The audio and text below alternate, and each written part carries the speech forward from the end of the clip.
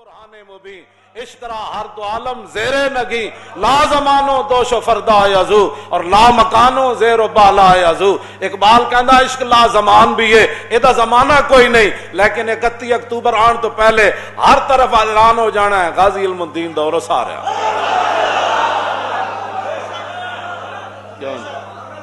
اے لا مکان بھی ہے، بھاٹی وچ کتنے لوگ رہے ہونے، لاہور وچ کتنے دفن ہوئے ہونے. اج داتا صاحب دے عرس نو کافی دن موجود ہیں تے ہر طرف جی داتا صاحب دا عرس آ رہا. سید حجویر مخدوم امم اور مرکد پیر سنجر راہ حرم. جی میں آقا اے تے تسی سیمینار کراندے ہو کہ صوفیاء کے تعلیمات کی روشنی میں اسلام کی خدمات. میں آقا اے بھی دسو صوفیاء کی روشنی میں تلوار کا مقام. جے کوئی نہیں کوئی پروفیسر تو انہوں ملیا کیوں تے فقیر ایک موضوع تقریر کرنے واسطے تھا نا جی. اے بھی بیان کرو کیوں جی صوفیاء کی تعلیمات کی روشنی میں اسلام میں تلوار کا مقام. ایک سیمینار کراؤ تو میں تقریر آگے کرنا کیوں جی. پھر میں اتنے پڑھ دیاں گا بخاری دی حدیث ہے، ذرا سارے توجہ نال سنو کہ رسول اللہ نے کی فرمایا. ایک گل بڑی عجیب ہے، اے کیوں نہیں مولویاں پیرا بیان کیتی. اے بخاری شریف دے 10ویں صفحے تے حدیث ہے، حضور نے فرمایا ولولا ان شق علی امتی ما کانت خلف سریۃ ولودت انی اقتل فی سبیل اللہ ثم احیا ثم اقتل ثم احیا ثم اقتل.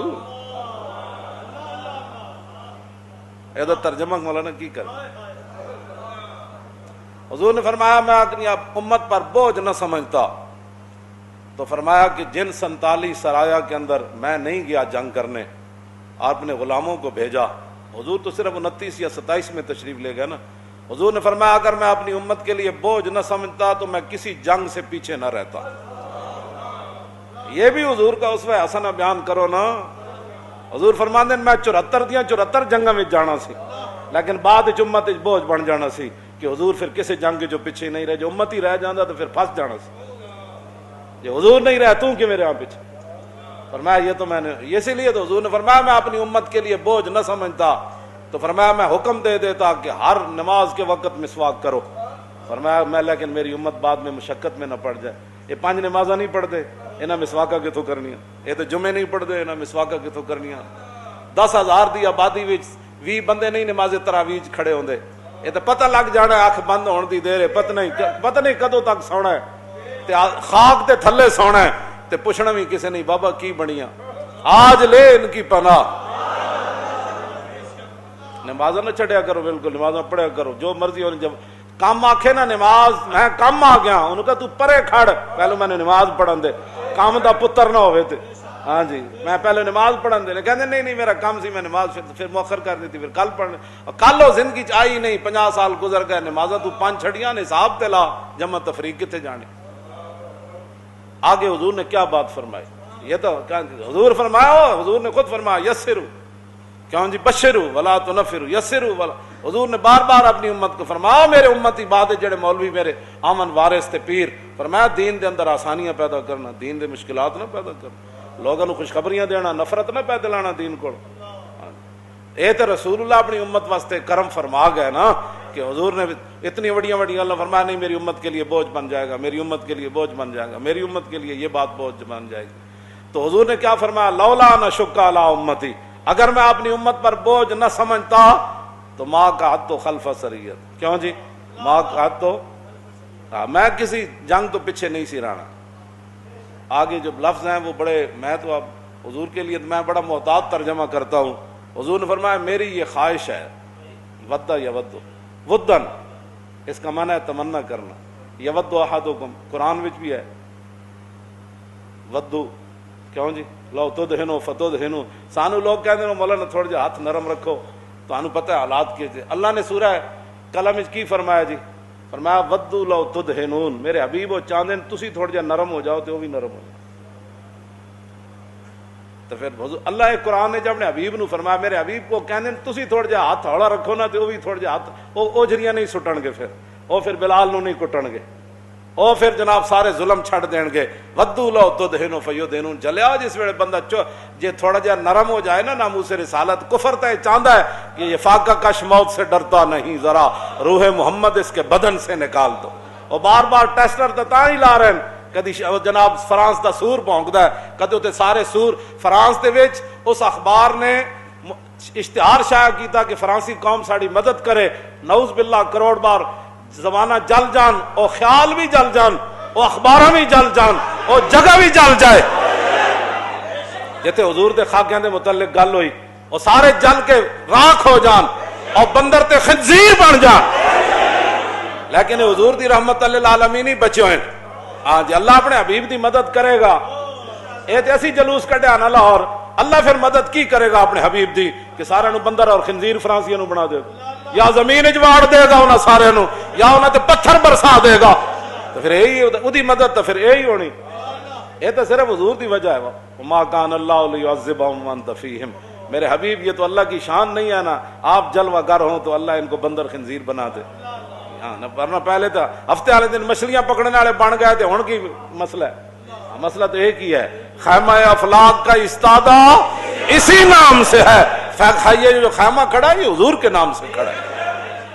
انہیں جناب اس اخبار نے کیا قوم ساڑی مدد کرے تے 118 ادارے نے ادھی حمایت کی تھی. یعنی پورے فرانس نے ادھی حمایت کی, پورے فرانس نے ادھی حمایت کی.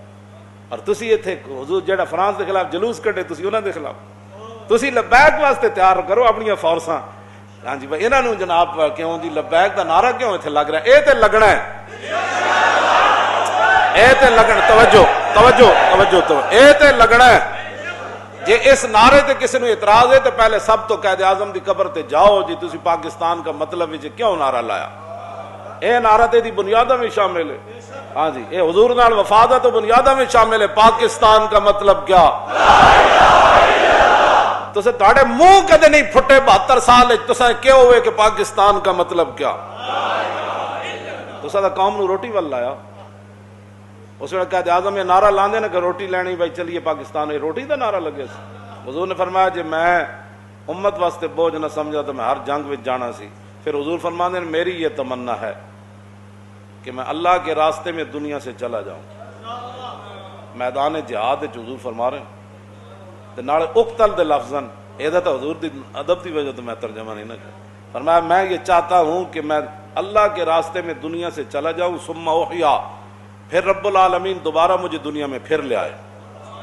پھر کیا؟ ثم اقتل, پھر میں دوبارہ اللہ کے راستے میں دنیا سے تشریف لے جاؤں. ثم احیا, پھر مجھے رب زندہ کرے. اور ثم اقتل, اور پھر میں اللہ کے راستے میں دنیا سے چلا جاؤں.